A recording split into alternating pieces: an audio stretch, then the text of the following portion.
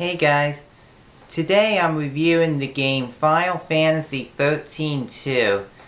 This game is a direct sequel to Final Fantasy XIII. The story in this game is a continuation of the story from Final Fantasy XIII, and there's the same general cast of characters, hence the weird numbering system. As you're soon going to hear in this review though, this game is pretty solid in its own right. First I'm going to talk about the story in this game. At the end of Final Fantasy XIII, Lightning just disappears.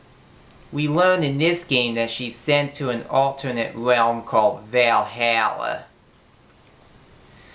Fast forward 3 years after the events of Final Fantasy XIII, and Sarah, Lightning's sister, is attacked by monsters.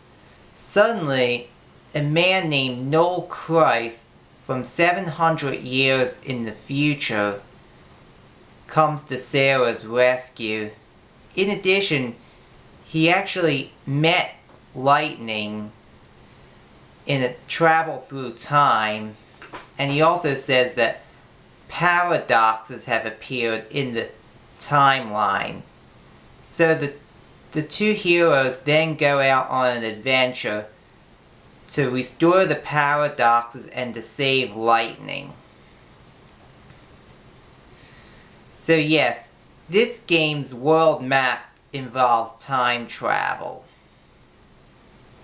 Not the first RPG to do time travel, think Chrono Cross, but I definitely like this idea for a video game. Now I'm going to talk about the graphics. They're crisp and beautiful. The character models are really well done too. You can tell it's Japanese animation in comparison to say like Skyrim, but they're really well done. One of my favorite areas in the game is academia. You're on the 500th floor of a certain building, and it's just so cool to look down at the city from way up on high. Such a futuristic city. Makes me excited to think about what our future is going to bring, but I digress.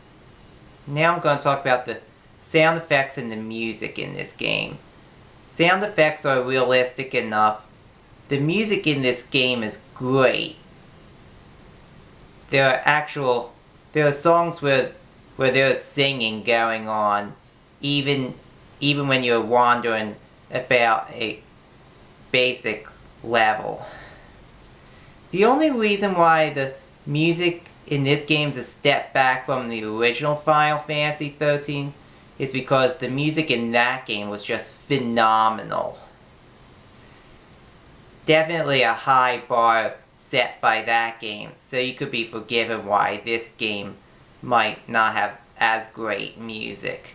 Thankfully, some of the outstanding tracks in Final Fantasy XIII make a return to this game. Now I'm going to talk about the gameplay in this game. Because this game is a sequel to Final Fantasy XIII, the battle system is very similar.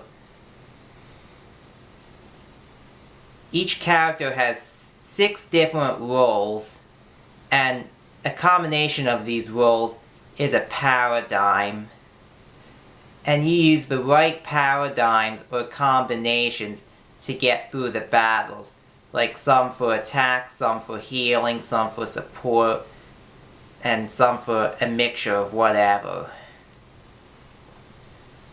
The character system in this game though is different from the previous game because there are only 2 main characters in this game versus 6 in the original game. And as for the third character that you can use in battles, you actually have to recruit monsters that you find and defeat. When you defeat a monster, the chance of recruiting it is random. So it could take you a while to recruit a monster. You could recruit it on the very first time you fight it, you just never know. One of the biggest complaints about the original Final Fantasy XIII was that it was linear. This is no longer the case at all in this game. Not only are the levels wide open, but you travel back and forth across the timeline. And yes, you are going to have to go back to various locations in order to beat the game. In order to time travel in this game, you use artifacts. Not all the artifacts, though, are right in the way. You'll sometimes have to go out of the way to get some of these artifacts. Some of the areas are completely optional. This is another reason why this game is not a straight line, but like a web. You'll also find fragments in this game. These fragments is basically the side quest system in Final Fantasy XIII-2. You will need some fragments to complete the game, but there are just so many other fragments that you can get that it'll take you a pretty long time to get them all. And the more fragments you get, the more it'll obviously help you to defeat the final boss in the main storyline of this game. With these fragments or side quests, the tasks you do are all so varied, it makes the game a joy to play just from that. Yes, sometimes you're just going to have to go kill a target or find an item, but there are also puzzles in this game called temporal rifts. Some of these are fun, but some of these are actually pretty annoying, like the one with the clock. These are really annoying. If you have a low threshold for frustration, I don't recommend doing those. Thankfully, they're all optional. The ones with the clocks, anyway. There's even a quiz game where you're asked trivia on Final Fantasy XIII and Final Fantasy XIII-2 as well. So in order to master the quiz game, you're going to have to go throughout the entire timeline. Really soak up all the knowledge you can in this game, and then do your best to answer the questions and get a fragment. There's even a casino, and there's even a chocobo race system in this game, which is basically like horse racing. One problem, though, I found while collecting fragments is that Mog, the Moogle that accompanies you on your adventure, well, there's a find ability that he has, and when you press the button, he'll search the area and he'll reveal invisible items.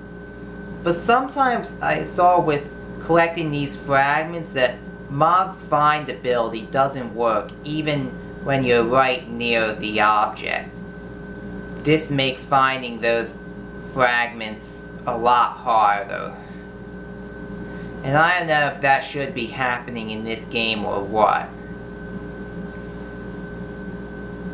There's also what I call story gameplay in Final Fantasy XIII-2.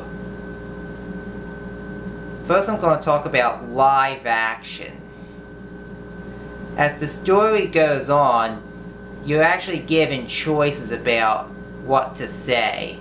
And if you say the right things, you'll get an item and may even alter the story. Finally, there are cinematic sequences. This usually happens after finishing off a boss. You have to press the right buttons in order to truly finish off the boss. So this is another little twist that Final Fantasy XIII-2 throws at you.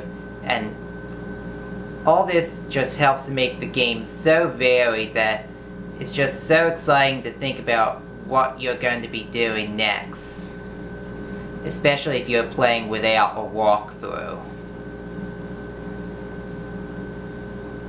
Actually, the main story in this game is pretty short. I was able to beat it in about 40 hours. But this can become long if you don't know what to do or where to go next. If you don't have a lot of time, or if you have a low threshold for frustration, then I suggest buying the strategy guide for this game. Overall though, I think this game is a resounding success in the Final Fantasy series. I give this game a 9.5 out of 10. Anyway, you know what to do. Comment below if you have anything to add. Don't flame me unless you like to see your comments get deleted, you know. Alright, have a good day.